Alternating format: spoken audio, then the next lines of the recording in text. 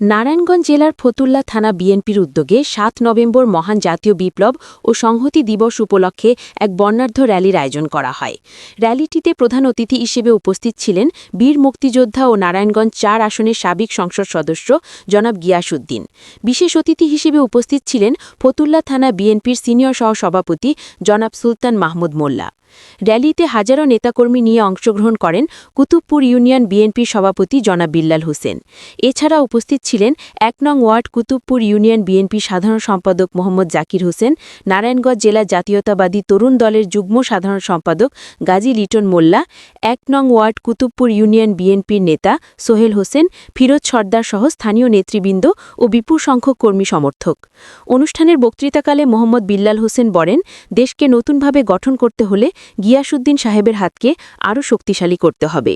সবাইকে ঐক্যবদ্ধ হয়ে দেশের উন্নয়নে কাজ করতে হবে। র্যালিটি শেষে অংশগ্রহণকারীরা জাতীয় ঐক্য, গণতন্ত্র ও উন্নয়নের অঙ্গীকার পুনর্ব্যক্ত করেন।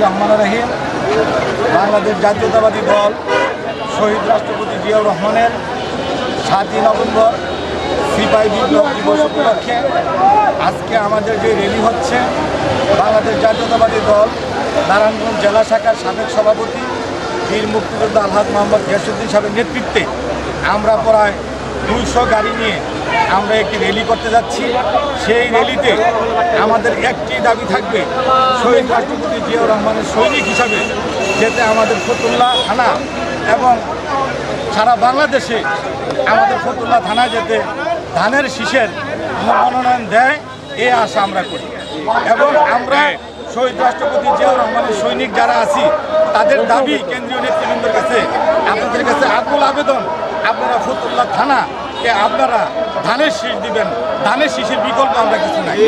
ধানের শীষের ৭টি ইউনিয়নের মধ্যে ধানের শীষের ঘাঁটি নারায়ণগঞ্জের মাটি, ধানের শীষের ঘাঁটি ফতুল্লার মাটি, ধানের শীষের ঘাঁটি গিয়াসউদ্দিনের মাটি, ধানের শীষের ঘাঁটি শহীদ রাষ্ট্রপতি জিয়াউর রহমানের ঘাঁটি, ধানের শীষের ঘাঁটি বেগম জিয়ার মাটি, ধানের শীষের ঘাঁটি তারেক রহমানের রাষ্ট্রপ্রধানের সহায়ক ধানের শীষের ঘাঁটি। এই ধানের শীষ থেকে আমাদেরকে কেউ বঞ্চিত করতে পারে নাই, আগামী দিনেও পারবে না। এই আসন ছিল একটা স্বৈরাচার আসন। সেই স্বৈরাচারে আমরা ১৭ বৎসর রাজপথে আন্দোলন সংগ্রাম করে আমরা এই স্বৈরাচারকে এই নারায়ণগঞ্জ থেকে বিতাড়িত করেছি আলহাজ মোহাম্মদ গিয়াসউদ্দিন সাহেবের নেতৃত্বে।